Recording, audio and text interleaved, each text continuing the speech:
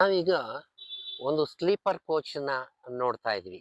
Sleeper ಕೋಚ್ನ ವಿನ್ಯಾಸ ಯಾವ ರೀತಿ ಇರುತ್ತೆ, ಸ್ಲೀಪರ್ ಕೋಚ್ಗಳು ಇತ್ತೀಚೆಗೆ ಬೆಂಕಿ ಅವಘಡಗಳಿಗೆ ಯಾಕೆ ತುತ್ತಾಗ್ತಾ ಇವೆ ಅನ್ನೋದನ್ನ ನಾವು ಒಂದೊಂದಾಗಿ ನೋಡೋಣ ಬನ್ನಿ. ಈ ಸ್ಲೀಪರ್ ಕೋಚ್ನ ಒಳಭಾಗ ಯಾವ ರೀತಿಯಲ್ಲಿ ಇದೆ? ಸ್ಲೀಪರ್ ಕೋಚ್ನ ಒಳಭಾಗದಲ್ಲಿ ಇದು ಡ್ರೈವರ್ನ ಸೀಟ್, ಅದಕ್ಕೆ ಹೊಂದಿಕೊಂಡಂತೆ ಈ ಒಂದು ಪಾರ್ಟಿಷನ್ ಡೋರ್. ಸ್ಲೀಪರ್ ಕೋಚ್ನ ಒಳಭಾಗ ಇಲ್ಲಿ ಬಹುಮುಖ್ಯವಾಗಿ ನಾವು ಗಮನಿಸಬಹುದು.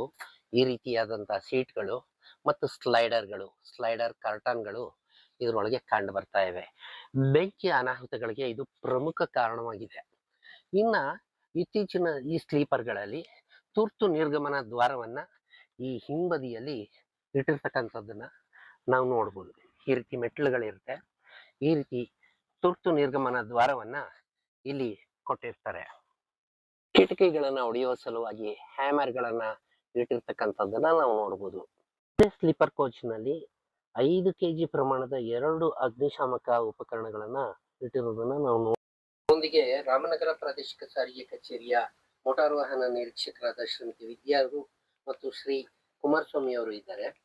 ಮಾನವ ಆಯೋಗ ಹಾಗೂ CIRT ನಿರ್ದೇಶನದ ಮೇರೆಗೆ ಮಾನ್ಯ ಸಾರಿಗೆ ಆಯುಕ್ತರು ಹೆಚ್ಚುತ್ತಾ ಇರತಕ್ಕಂತ ಸ್ಲೀಪರ್ ಕೋಚ್ಗಳ ಒಂದು ಅಪಘಾತದ ಹಿನ್ನೆಲೆಯಲ್ಲಿ ಒಂದು ನಿರ್ದೇಶನವನ್ನ ಕೊಟ್ಟಿದ್ದಾರೆ. ಇದಕ್ಕಾಗಿ ಒಂದು ವಿಶೇಷವಾದಂತಹ ಚೆಕಿಂಗ್ ಕೂಡ ನಡೀತಾ ಇದೆ. ಮೇಡಮ್, ಈ ಚೆಕಿಂಗ್ ನಲ್ಲಿ ತಾವು ಏನನ್ನ ಗಮನಿಸ್ತಾ ಇದ್ದೀರಿ? ಮೊದಲನೇದಾಗಿ ಡ್ರೈವರ್ ಪಾರ್ಟಿಷನ್ ಡೋರ್ ಇರಬಾರ್ದು ಅಂತ ಹೇಳ್ತಾ ಇದೀವಿ. ದೆನ್ ಬಂದು hatchback, roof hatchback ಅಂತ ಕರೀತಾರೆ. ಒಂದು ಬಸ್ಸಿಗೆ 2 ಹ್ಯಾಚ್ ಬ್ಯಾಕ್ ಇರಬೇಕು. Then fire extinguisher 10 kg cylinder ಗಳಿರ್ಬೇಕು. ದೆನ್ FDSS ಸಿಸ್ಟಮ್ ಅಂತ ಹೇಳ್ತೀವಿ, ಫೈರ್ ಡಿಟೆಕ್ಷನ್ ಸಪ್ರೆಷನ್ ಸಿಸ್ಟಮ್ ಅಂತ, ಅದು ಖಂಡಿತವಾಗ್ಲೂ ಇರ್ಬೇಕು ಅಂತ ಹೇಳ್ತಾ ಇದೀವಿ. ಇದರಲ್ಲಿ ಎಮರ್ಜೆನ್ಸಿ ಎಕ್ಸಿಟ್ ಹಿಂಭಾಗದಲ್ಲಿ ಇದೆ, ಏನ್ ಇದರ ವಿಶೇಷ? ಸೊ ಎಮರ್ಜೆನ್ಸಿ ಎಕ್ಸಿಟ್ ಈ ತರ ಹಿಂಭಾಗದಲ್ಲಿ ಇರೋದ್ರಿಂದ, ಸೊ ಸ್ಲೀಪರ್ ಬಸ್ ಆಗಿರೋದ್ರಿಂದ ಇದು ಎರಡೂ ಕಡೆದು ಜನಗಳು ಈಸಿಯಾಗಿ ಪ್ರಯಾಣಿಕರು ಹೊರಗಡೆ ಹೋಗ್ಲಿಕ್ಕೆ ತುಂಬಾ ಅನುಕೂಲ ಆಗ್ತದೆ.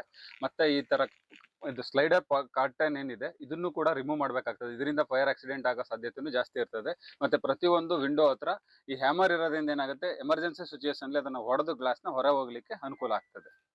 Thank you sir. ಈ ಸ್ಲೀಪರ್ ಕೋಚ್ಗಳಲ್ಲಿ ಇರ್ತಕ್ಕಂಥ ಸೈಡ್ ಕ್ಯಾರೇಜ್ನಲ್ಲಿ ಅನಧಿಕೃತ ಕಾನೂನು ಬಾಹಿರ ಸರಕುಗಳನ್ನು ಸಾಗಿಸಬಾರ್ದು, ಯಾವ ಸಾಮಗ್ರಿಗಳನ್ನು ಸಾಗಿಸಬಾರ್ದು ಅನ್ನೋದ್ರ ಬಗ್ಗೆ ಕೂಡ ಮೋಟಾರು ವಾಹನ ನಿರೀಕ್ಷಕರು ತಿಳುವಳಿಕೆಯನ್ನು ಕೊಡ್ತಾ ಇದ್ದಾರೆ.